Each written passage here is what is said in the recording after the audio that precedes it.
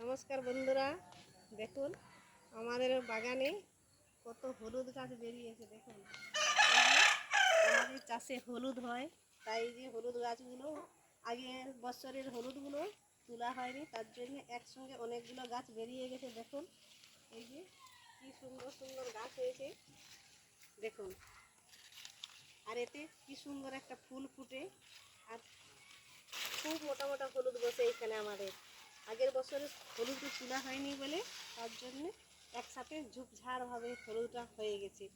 আর আগের থেকে বর্ষা হচ্ছে জন্য গাছগুলো অনেক বড় হয়ে গেছে দেখুন।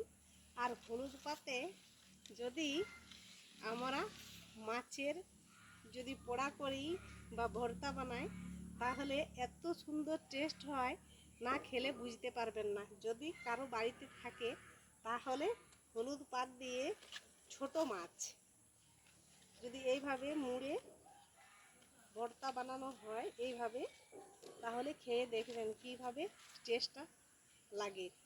আর যদি হলুদটা খেতে চান তাহলে হলুদটা সরাসরিভাবে গাছ থেকে নিয়ে হলুদটা ব্যবহার করলে খাওয়া যাবে না।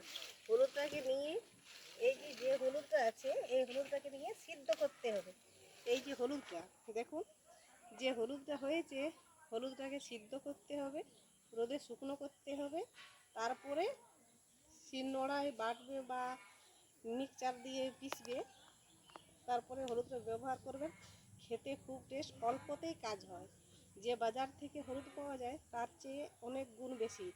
ছোট বাচ্চাদেরকে হলুদ দিয়ে স্নান করানো, হলুদ খাওয়ানো পর্যন্ত এই হলুদটা খুব উপকারী, এর কোনো বিকল্প নেই।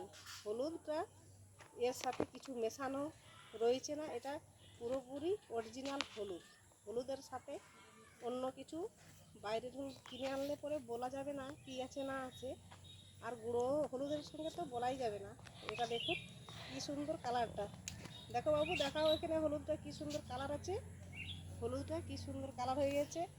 আর হলুদটা খেতেও খুব ভালো আর দেখতেও খুব ভালো।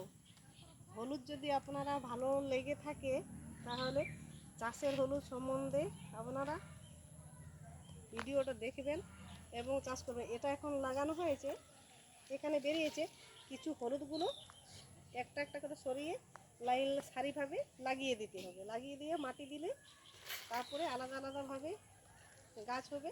সেখানে এক একটা গাছে 500-1 কিলো করে হলুদ বেরোবে। এই ধরনের হলুদ, সেই হলুদ দিয়ে অনেক উপকার হবে।